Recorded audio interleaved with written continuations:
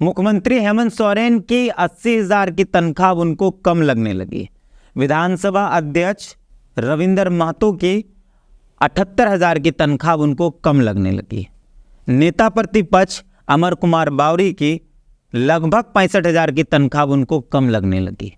तमाम मंत्रियों के लगभग 65,000 की तनख्वाह अब उनको कम लगने लगी और इन तमाम लोगों के तनख्वाह को बढ़ाने के लिए एक समिति बनी और उस समिति ने रिपोर्ट सौंपा कि इनकी तनख्वाह बढ़ जानी चाहिए।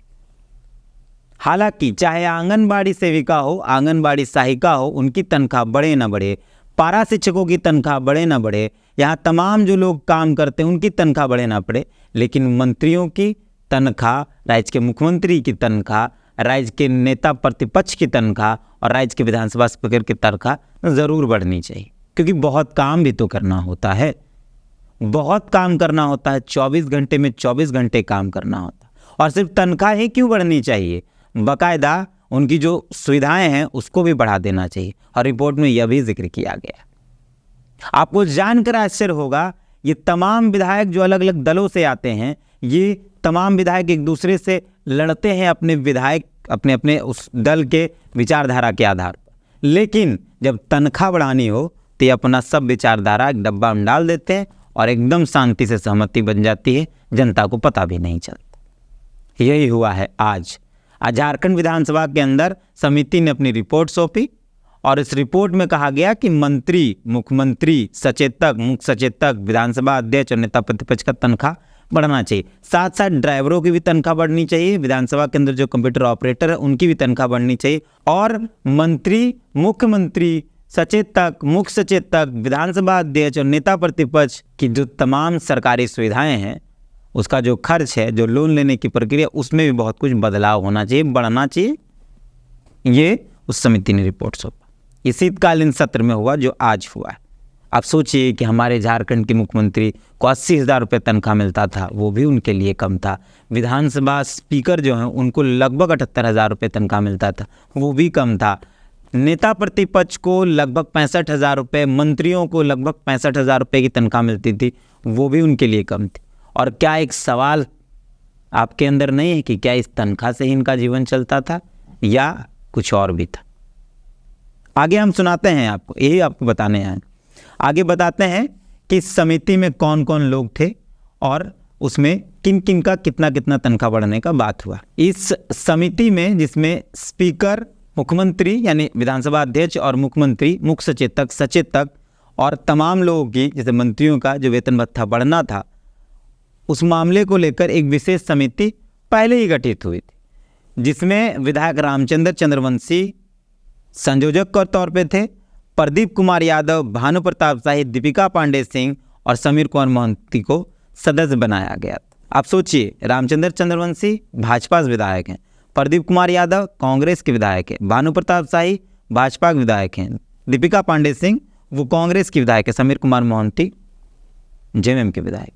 ये तमाम लोगों ने यह तय किया कि मुख्यमंत्री का भी पैसा बढ़ाना चाहिए, विधानसभा अध्यक्ष का भी पैसा बढ़ाना चाहिए, नेता प्रतिपक्ष का भी पैसा बढ़ाना चाहिए और मंत्रियों का भी पैसा बढ़ाना चाहिए। समझ गए ना आप? पूरे मामले को गंभीरता से समझिए।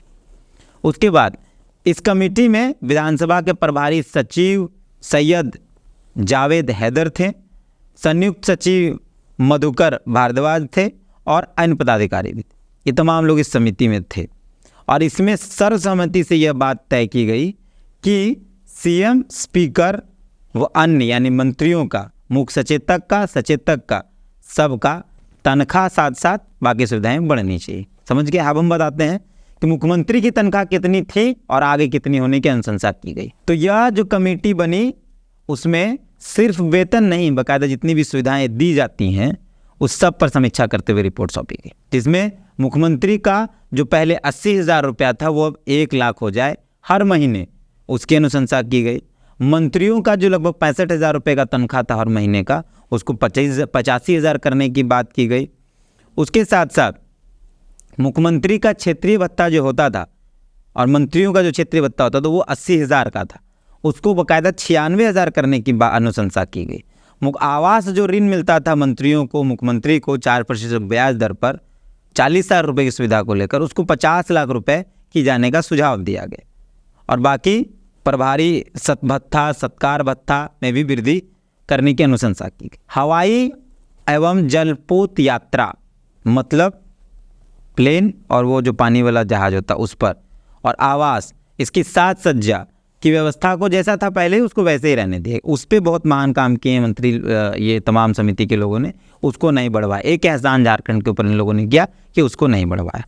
विधानसभा स्पीकर जो हैं उनको हर महीने 78,000 रुपये मिलता था, अनुशंसा करते हुए उसको 98,000 कर देने की मतलब अनुशंसा की गई। क्षेत्रीय भत्ता जो विधानसभा स्पीकर का था वो 80,000 रुपये प्रतिमाह था, उसको 95,000 रुपये करने की अनुशंसा की गई। सत्कार भत्ता जो 60,000 रुपये था उसको 70,000 रुपये करने की अनुशंसा की गई।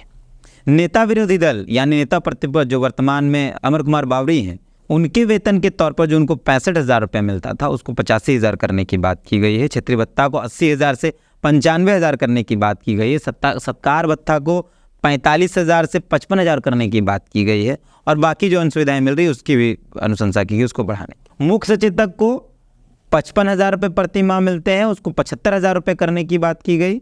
सचेतक को 40,000 रुपये जो मिलते हैं उसको 60,000 रुपये करने की बात की गई, ये अनुशंसा की गई। इसके अलावा जो झारखंड विधानसभा के सदस्यों को एक एक कंप्यूटर ऑपरेटर मिलता है ना, विधायकों को जो कंप्यूटर ऑपरेटर और ड्राइवर मिलता है, कंप्यूटर ऑपरेटर का 35,000 रुपया पर माह करने की व्यवस्था की अनुशंसा की गई है और ड्राइवर को 30,000 रुपये हर महीना देने की व्यवस्था अनुशंसा किया गया। ये पूरा था। फिर से बता देते हैं कि झारखंड के मुख्यमंत्री हेमंत सोरेन, झारखंड के विधानसभा अध्यक्ष रविंद्र महतो, झारखंड के नेता प्रतिपक्ष अमर कुमार बावरी, झारखंड के मुख्य सचेतक और झारखंड के तमाम मंत्रियों की तनख्वाह को बढ़ाने के लिए एक समिति बनी थी और समिति ने सारी अनुशंसा की है कि कैसे कैसे उनकी तनख्वाहें बढ़नी चाहिए। लगभग हर मंत्री और मुख्यमंत्री और नेता प्रतिपक्ष और सचेतक हुए लगभग 20,000 रुपये उनकी तनख्वाह में बढ़ोतरी की अनुशंसा की गई है। तो इस कमेटी में भाजपा के लोग विधायक भी थे, कांग्रेस के विधायक भी थे, जेएमएम के विधायक भी थे, लेकिन किसी ने कोई आपत्ति दर्ज नहीं की। हालांकि बाकी मुद्दों पर जैसे खतियान आधारित स्थान नीति की बात आई तो बवाल चलेगा, आरक्षण की बात आई तो बवाल चलेगा, लेकिन इस मुद्दे पर कोई बवाल नहीं है। इसीलिए एक गाना है और वो गाना याद आता है इस पूरे टॉपिक पर। अपना काम बनता भाड़ में जाए जनता, गूंगे बहरों की नगरी में कौन किसी की सुनता। ये गाना है सलमान खान की मशहूर फिल्म जय हो का, और जय हो में ये गाने के चंद लाइन जो मैंने सुना है उस पूरा गाना जय हो में है।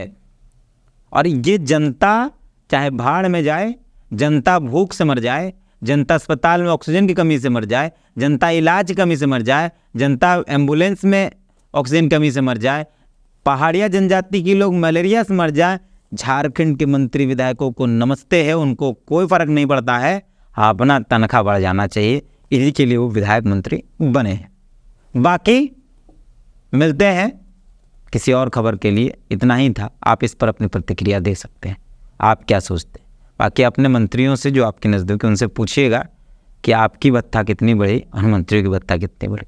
बाकी मिलते हैं, जोहार।